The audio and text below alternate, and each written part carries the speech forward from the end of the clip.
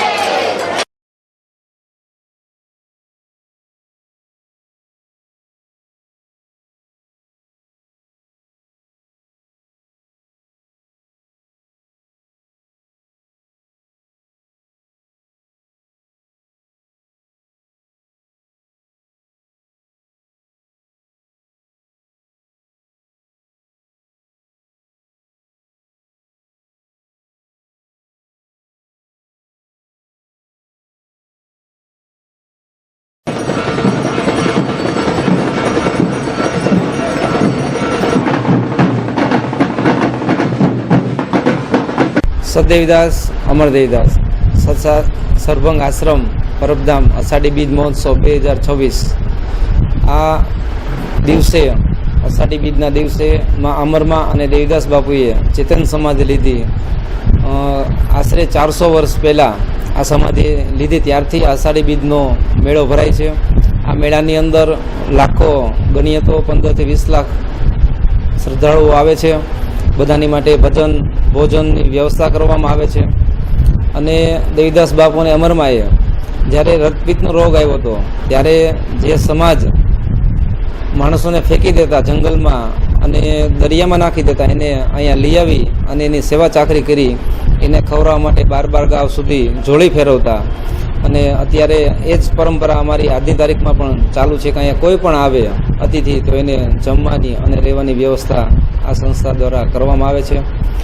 વર્તમાન ગાદીપતિ મહંત ગુરુદેવ શ્રી કૃષ્ણદાસ બાપુ આ પરંપરાને નિભાવી રહ્યા છે। અને આ અષાઢી બીજના ઉત્સવમાં બધા પોતાના જીવનને અમરમાં અને દેવીદાસ બાપુની સમાધિને દર્શન કરી ધન્યતા અનુભવે છે। સદદેવીદાસ અમર દેવીદાસ। બાપુ કેટલા સ્વયંસેવકો લાગેલા છે સેવામાં, કયા પ્રકારની ભોજનની વગેરે બધી વ્યવસ્થા હોય?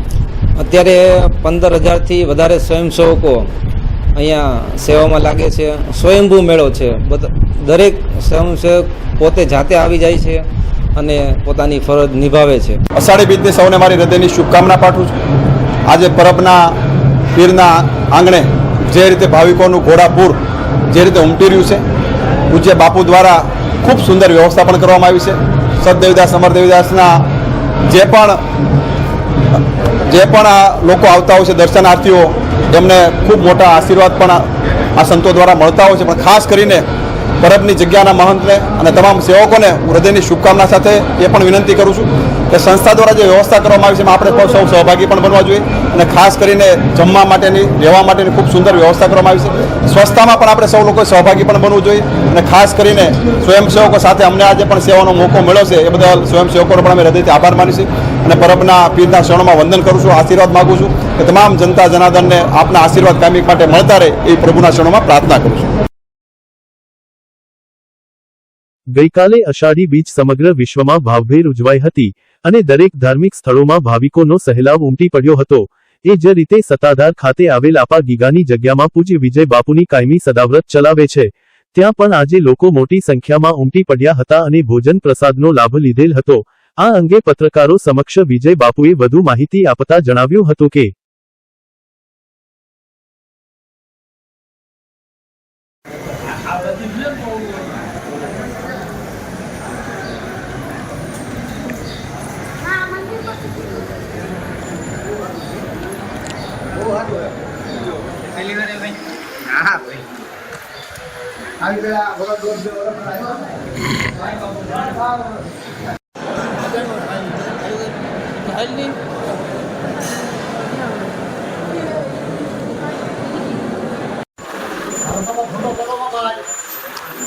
પ્રેસ વાળા છે ચોજ પાડીએ ને ભાઈ ના ના ના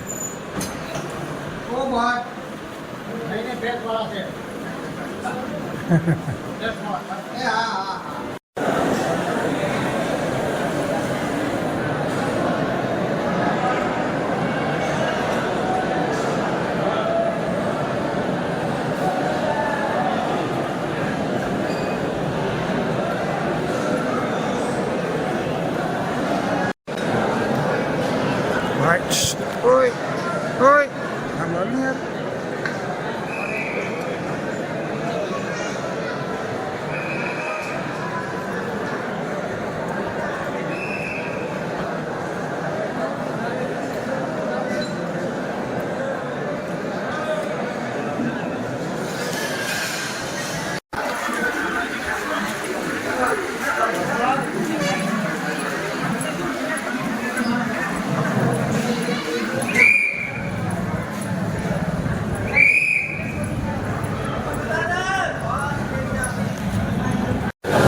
રામ રામ જય પગીગા. આજે આષાઢી પર્વ 5 વર્ષમાં બધીએ દરેક ક્ષેત્રોમાં ઉજવાઈ રહ્યું છે.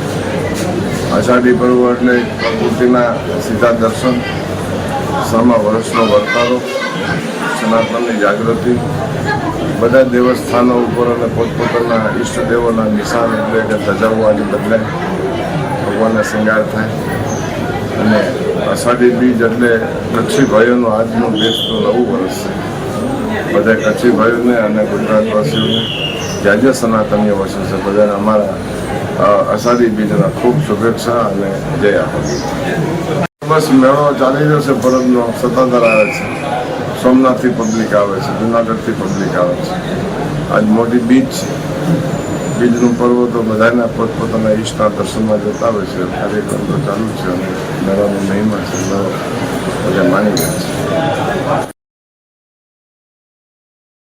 આષાઢી બીજના પવિત્ર દિવસે જૂનાગઢના જગન્નાથ મંદિરથી ભગવાન જગન્નાથજીની પરંપરાગત રથયાત્રાનું વૈદિક મંત્રોચ્ચાર સાથે વિધિવત પ્રસ્થાન કરવામાં આવ્યું હતું.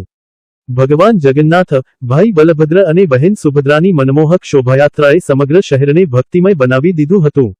મંદિર ખાતે પૂજન, મહાઆરતી અને મંગળવિધિ બાદ સંત મહંતો, આગેવાનો અને મોટી સંખ્યામાં ઉપસ્થિત હરિભક્તોની હાજરીમાં રથયાત્રાને પ્રસ્થાન કરાવવામાં આવી હતી. રથયાત્રા શહેરના વિવિધ મુખ્ય માર્ગો પરથી પસાર થઈ હતી.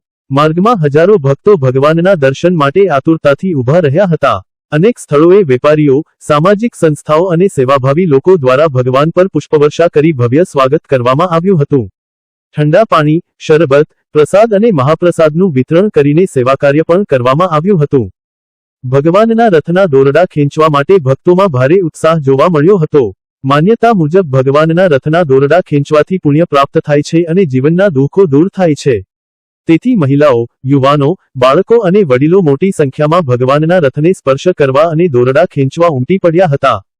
સમગ્ર યાત્રા દરમિયાન ભજન કીર્તન, ઢોલ નગારા, શંખનાદ અને જય જગન્નાથ ના ગગનભેદી નાદથી આખું શહેર ગુંજી ઉઠ્યું હતું. શહેરના દરેક વિસ્તારમાં ભક્તિનો અદ્ભુત માહોલ સર્જાયો હતો. અનેક રહેવાસીઓએ પોતાના ઘરની ગેલેરી અને ધાબા પરથી ભગવાનના દર્શન કરીને પરિવાર સાથે આ ઐતિહાસિક ક્ષણને નિહાળી હતી. રથયાત્રાના રૂટ પર ચુસ્ત પોલીસ બંદોબસ્ત ગોઠવવામાં આવ્યો હતો. શહેર પોલીસ, ટ્રાફિક પોલીસ, એસ.આર.પી. ના જવાનો અને અન્ય સુરક્ષા દળો સતત સતર્ક રહ્યા હતા. ટ્રાફિક વ્યવસ્થાથી લઈને ભીડ નિયંત્રણ સુધી તમામ વ્યવસ્થા સુચારુ રીતે સંભાળવામાં આવી હતી. જેના કારણે સમગ્ર રથયાત્રા શાંતિપૂર્ણ અને સુરક્ષિત માહોલમાં સંપન્ન થઈ હતી. જૂનાગઢ શહેરની આ ભવ્ય નગરયાત્રા માત્ર ધાર્મિક કાર્યક્રમ નહીં પરંતુ આસ્થા, એકતા અને ભારતીય સંસ્કૃતિનું જીવંત પ્રતીક બની રહી હતી. ભગવાન જગન્નાથજીના આશીર્વાદ મેળવવા માટે હજારો શ્રદ્ધાળુઓ ઉમટી પડ્યા હતા અને સમગ્ર શહેર ભક્તિના રંગમાં રંગાઈ ગયું હતું.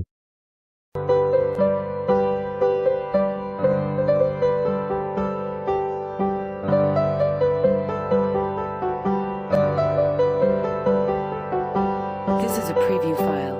For example use only.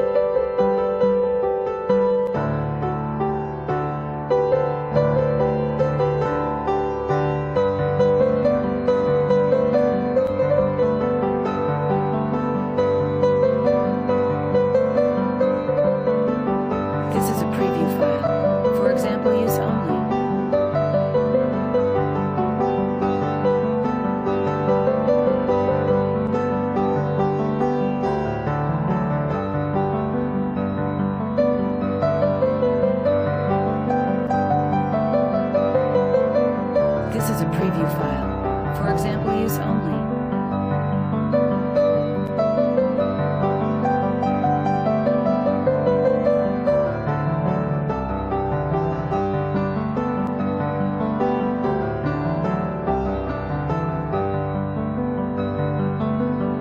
This is a preview file. For example use only.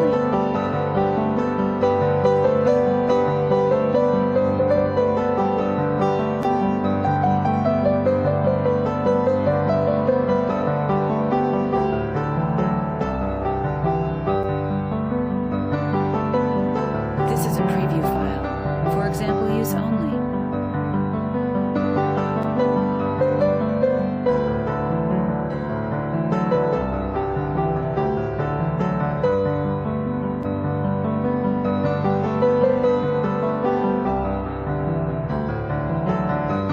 This is a preview file. For example use only.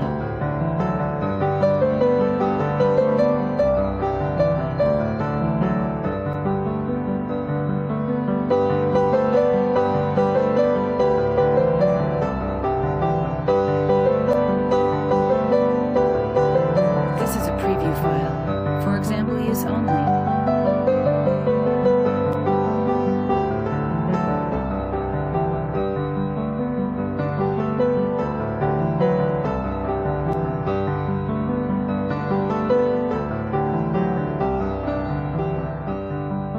This is a preview file. For example use only.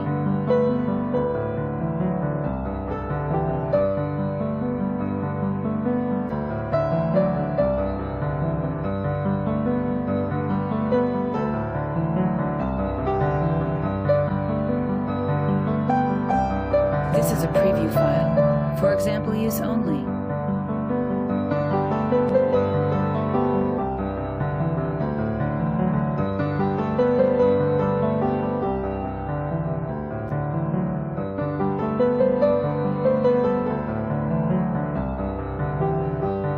This is a preview file. For example use only. This is a preview file. For example use only. This is a preview file. For example use only.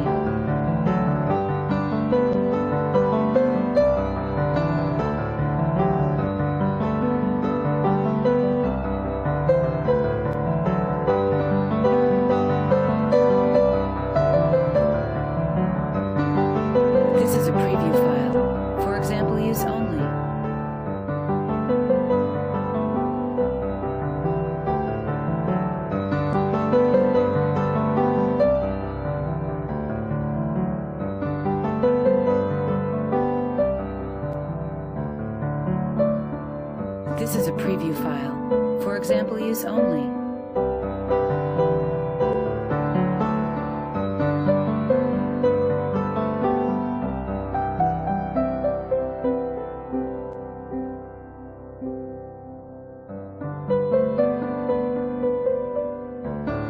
This is a preview file. For example use only.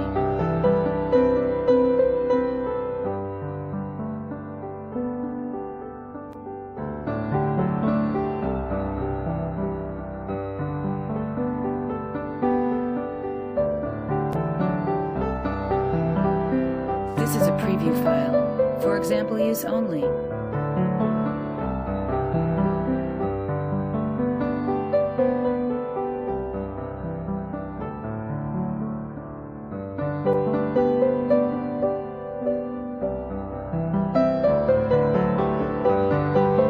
This is a preview file.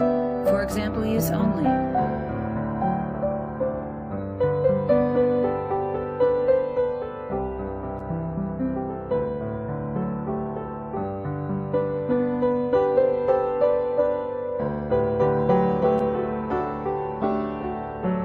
This is a preview file. For example use only.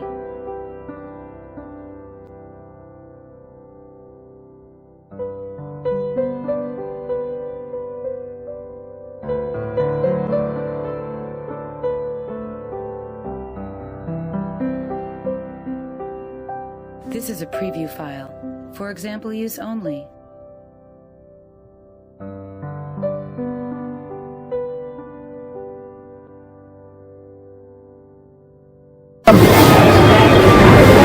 ભગવાન જગન્નાથજીની આ 22મી રથયાત્રા ધામે ધૂમેથી જ્યારે પસાર થઈ રહી છે ત્યારે આઝાદ ચોક ખાતે જૂનાગઢ કોમર્શિયલ કોઓપરેટિવ બેંક તરફથી સર્વ ભાવિકજનોને દૂધ કોલ્ડ ડ્રિંકનો પ્રસાદ આપવામાં આવ્યો છે અને સૌ આ નગરયાત્રા જોનાર સૌએ આનો મોટી સંખ્યામાં લાભ લીધો છે. આમ કોપરેટિવ બેંક એ બેન્કિંગ પ્રવૃત્તિ સિવાય પણ સમાજ સેવાની આવી બધી પ્રવૃત્તિમાં અગ્રેસર રહીને એમનો એક ભાગ ભજવે છે અને આ બેંકના અમારા ચેરમેન શ્રી અને ડિરેક્ટર શ્રી ડોલરભાઈ કોટેચા સાગરભાઈ કોટેચા તેમજ સર્વ ડિરેક્ટરોએ પણ આ સમયે હાજરી આપીને સૌને પ્રસાદના લાભ આપ્યો. આજરોજ અષાઢી બીજ નિમિત્તે ભગવાન શ્રી જગન્નાથની આ પરંપરાગત પવિત્ર રથયાત્રા નિમિત્તે ખૂબ શાંતિપૂર્ણ માહોલમાં સારી રીતે શ્રદ્ધાળુઓ ઉજવણી કરી શકે આ યાત્રામાં સામેલ થાય અને પાછળનો ભગવાન જગન્નાથ જ્યારે ડગરચર્યાએ નીકળે છે લોકોને ઘરે બેઠા દર્શન આપવા માટે નીકળે છે એ નિમિત્તે જૂનાગઢ જિલ્લા પોલીસ દ્વારા જૂનાગઢ શહેરની આ પરંપરાગત અતિ પ્રાચીન રથયાત્રા નિમિત્તે 100 કરતાં પણ વધારે પોલીસ કર્મીઓ હોમગાર્ડ જીઆરડીના જવાનો 5 પીએસઆઈ 3 પીઆઈ ડીવાયસપી સહિત બંદોબસ્ત રાખવામાં આવેલો છે. સાથે સાથે બોડી વન કેમેરા બેથમના કેમેરા મારફતે પણ સર્વેલન્સ રાખવામાં આવી રહ્યું છે અને તમામ જૂનાગઢવાસીઓને છે અહીં